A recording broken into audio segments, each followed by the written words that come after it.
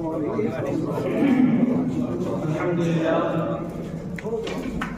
لله رب العالمين، والصلاة والسلام على سيد الأنبياء والمرسلين وعلى آله وأصحابه أجمعين. أما بعد، فأعوذ بالله السميع العليم من الشيطان الرجيم. بسم الله الرحمن الرحيم.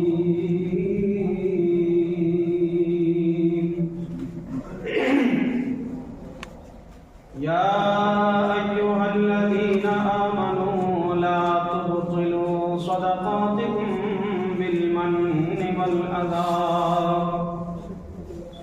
كالذي ينفق ماله رئاء الناس ولا يؤمن بالله واليوم الآخر، فمثله كمثل صفوان عليه تراب فأصابه وابل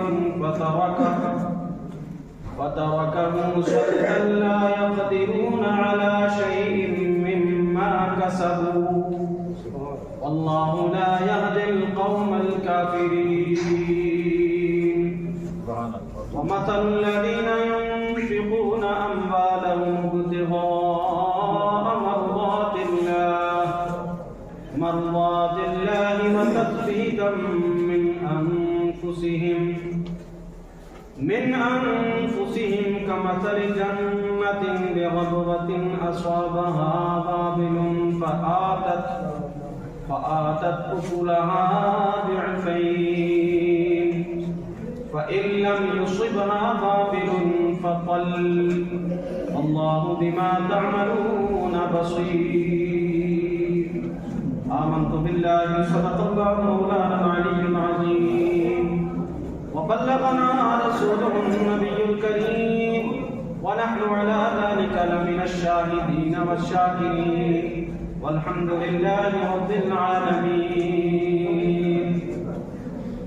یا خدا بہر جناب مصطفیٰ امداد کن، یا رسول اللہ بہر خدا امداد کن.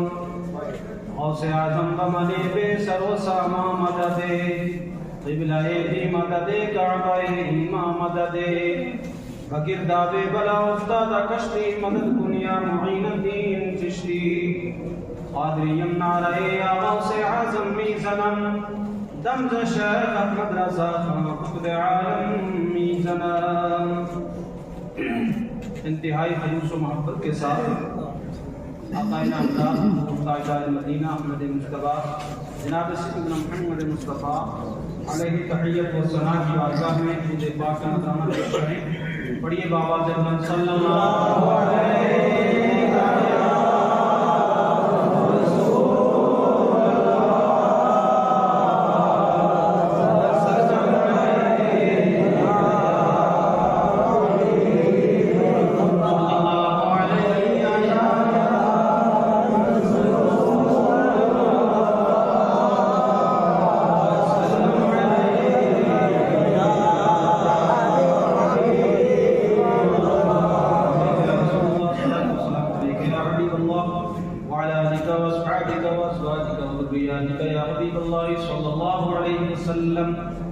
قرآن عظیم فرقان حمید کی سورہ بقرہ کی 2 آیت کریمہ تلاوت کی ہے.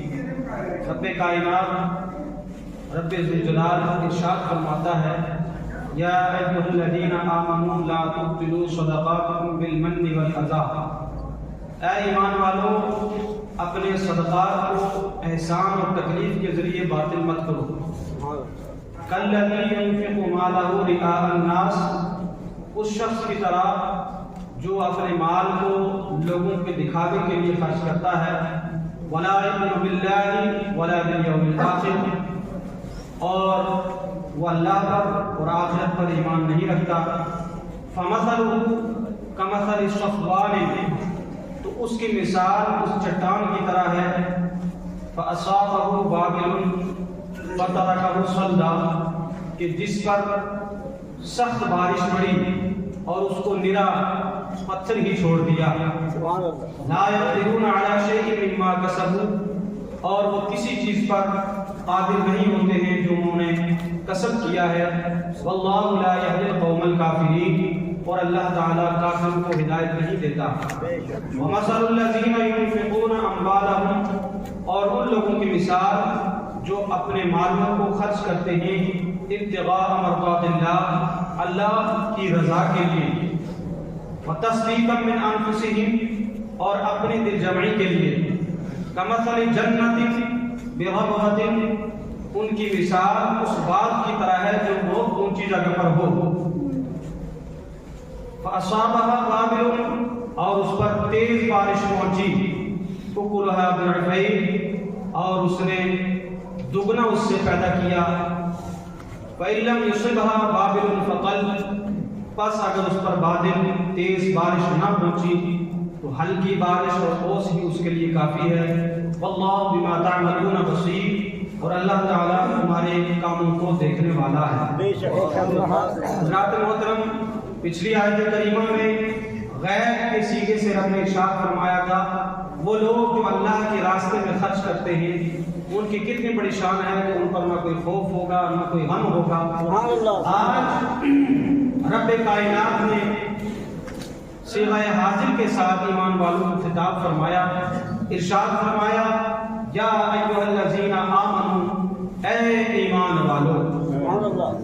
ایمان والوں کو خطاب فرمایا، اس کی دو وجہ ہیں. پہلی وجہ یہ تاکہ معلوم ہو جائے کہ یہ خطاب صرف میرے ان بندوں کے لیے ہے جو صاحب ایمان ہیں. سبحان اللہ سبحان اللہ. کیونکہ جو صاحب ایمان نہیں اس کا کوئی بھی صدقہ اللہ کی بارگاہ میں قابل قبول نہیں. دوسری وجہ یہ کہ آگے جو ہم حکم دے رہے ہیں وہ تھوڑا سا مشکل ہے، نفس پر بڑا شاق ہے، تو ہم نے محبوبانہ انداز میں پکارا تاکہ آنے والا جو مشکل کام ہے وہ بھی بڑی آسانی سے انجام دے سکو. مثال اس کی ظاہر ہے کہ اگر یہاں سے اعلان ہو جائے او سارے ایمان والوں آپ تو بہت اچھے ہو، آپ تو بہت ایماندار ہو، آپ تو اللہ کے راستے میں خرچ کرنے والے ہو، جانی مالی تعاون پیش کرنے والے ہو، آپ کی بڑی شان ہے. یہ جب ہم نے اللہ سے آپ کو نوازا، آگے کتنا ہی مشکل کام ہو آپ کہیں گے جناب اتنے پیارے الطاف سے نواز دیا، ہم یہ کام آسانی سے کرتے ہیں. رب کائنات کا انداز دیکھو. رب کائنات نے ارشاد فرمایا اے ایمان والو جو ایمان لا کے ہمارے بندے بن چکے ہو، ہمارے پیارے بن چکے ہو، جو سارا کچھ چھوڑ کر میری رضا کی خاطر میری رضا کے لیے کام کرنے والے ہو، تمہیں میں حکم دیتا ہوں لا تبطلوا صدقاتکم بالمن والاذى، کہ تم اپنے صدقات کو دو چیزوں سے باطل نہ کرو، ایک احسان جتا کر دوسرا تکلیف دے کر.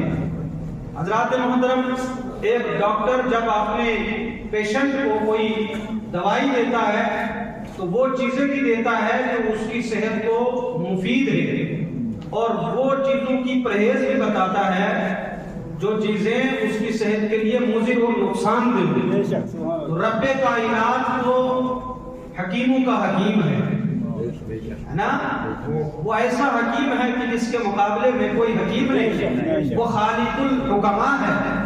تو اس رب کائنات نے فرمایا جو تم صدقات میرے راستے میں خرچ کرتے ہو یہ تو تمہارے نسخے ہیں جنت میں جانے. سبحان اللہ سبحان اللہ. اب تمہیں میں پرہیز بھی بتاتا ہوں کہ ان نسخوں پر ان دوائیوں کو تم کھاؤ گے، لیکن اگر ان چیزوں سے پرہیز نہیں کرو گے تو آپ کو یہ دوائی کام نہیں دے گی.